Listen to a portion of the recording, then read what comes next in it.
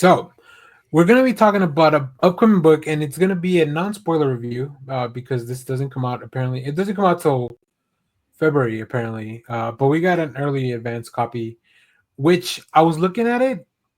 The what do you call it? The pitch for this, not the pitch. Whatever the information about Premise? this says that it should be 48 pages, Yeah. but the Oh. version we read only has 33 pages. So I wonder if there's something Uh, left off in this preview version. uh, But Interesting. the way that the last page reads to me, unless there's some kind of epilogue, feels like that's where they meant to end it. So I don't know. yeah. Maybe there's a whole bunch of extra back matter on it. Either way, thanks to our friends at Image for sending us a preview copy of Bug Wars. This is an upcoming book from them by Jason Aaron, with art Yeah. by Mahmoud Asrar. You probably seen a lot of their names in Marvel books more recently. Matthew Wilson and Becca Carey on letters. Matthew Wilson doing colors. Let me give you a quick synopsis for this, and then we'll talk about what we thought about this book overall. In this book, Slade Slaymaker, great name, is a kid from Alabama suddenly lost in a vicious world beyond his imagining, a world of marauding armies, spellcasting spider witches, and beetle riding barbarians. A kingdom of tiny but deadly warriors hidden in his own backyard. The same world that saw his father eaten alive by insects now plunges young Slade into the middle of a brutal bug war to decide the fate of his family.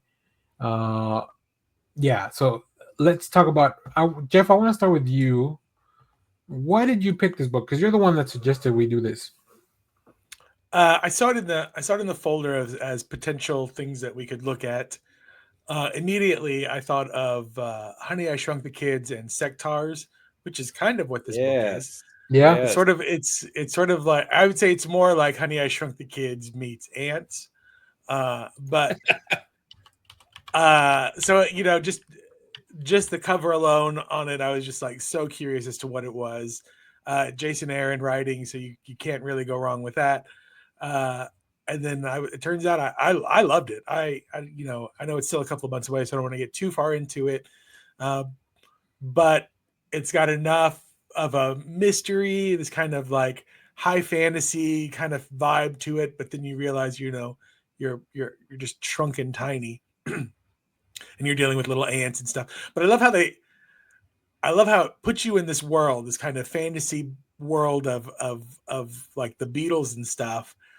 And as the reader, I'm starting to realize I'm just like, I think they're just in the backyard of something. And then it kind of pulls out, and you're like, oh, that's what this is. And because they kept talking about the far out lands where the possums are. And I'm just like, that's probably, where the woods are or whatever. So, kind of thing. where the trash cans are. Yeah, Where the trash cans are. Yeah. So it's that, it's super, it's kind of, sometimes it's what you expect it to be, but then it kind of unfolds into this bigger mystery that you get. And so it hooked me. I loved it. Artwork's great. Jason Aaron's writing. Yeah, I think it's great. yeah. Clay, what about you?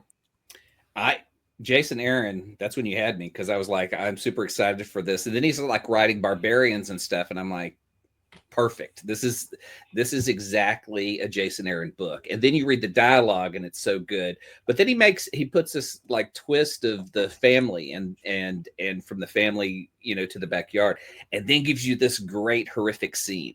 That one horrific scene that affected his brother was like the best page of the book. And I was like, holy shit, that'll fuck you up for a while. And then all the battle scenes. I mean, it's like the art is fantastic. Like, this is a solid home run first issue. Yeah. I agree. I really liked, right off the bat, they're not messing around with the dialogue.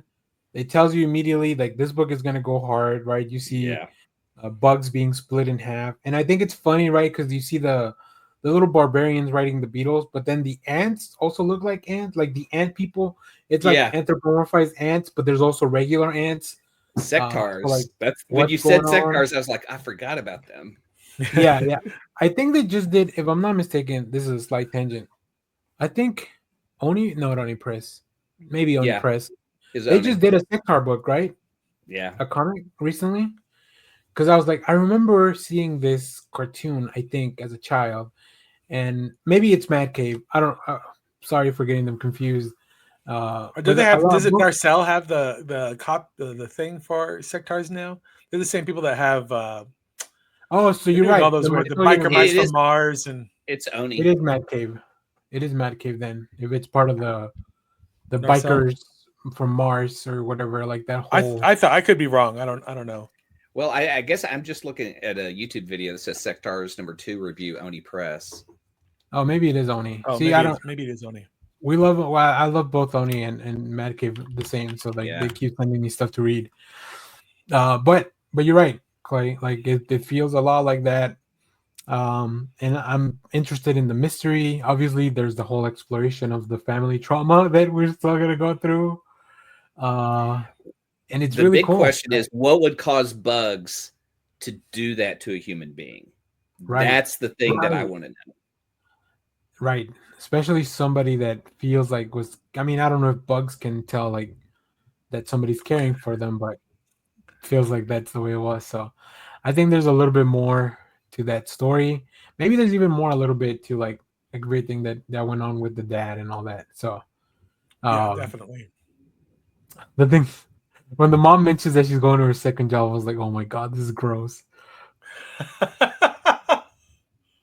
Uh but yeah, and then of course there's the whole thing with the I won't go too deep into it, but there's obviously the brother uh that feels very different from our protagonist. So I'm excited about this. I can't wait to really dive into it when it comes out. Also, I'm So now super curious about the mystery pages because at the Yeah. very end, it does feel like it was leading to a time jump because there was at some point the narration says, "Well, that was then," and then it kind of hits the cliffhanger a yeah, couple of pages Oh. yeah, later. because like I said, when I was doing the research for this and trying to get the synopsis and all that, it listed this book as 48 pages, and obviously the credit pages were missing from our thing. But I feel like there's either like a maybe a prologue or an epilogue or like just some back matter that we didn't get in this actual in this advanced review because sometimes we don't Yep. get these are not the final versions of the book, but it will usually say that, and I don't think this one did. So I'm interested to see how that goes out. Yep. But yeah, go to your shop right now. I think the cutoff date for this is like January something to order this at your shop. Which what is it called? First Final order cutoff date. cutoff, final Final order cutoff. cutoff date is pretty important for comic stores. So and the success of a book as well. This is how Yeah. they know like whenever you hear that a book goes to second print on the day that it was released is because they have all those numbers from the final order cutoff and they know how many are out there and they know the demand. So yeah, if you want to see more of these books, make sure you pre-order them. All right, any last thoughts on this? Cool. Go put it on your FOC. Go tell everyone and pick up that beautiful Peach Momoko cover. Look at that. Whoa! maybe- I maybe- didn't see that. Oh, Awesome. that is nice. Yeah, these I got online. These were not a part of the preview. Oh This my might God, make you the think twice eyes. before stomping on a bug. It might. So okay.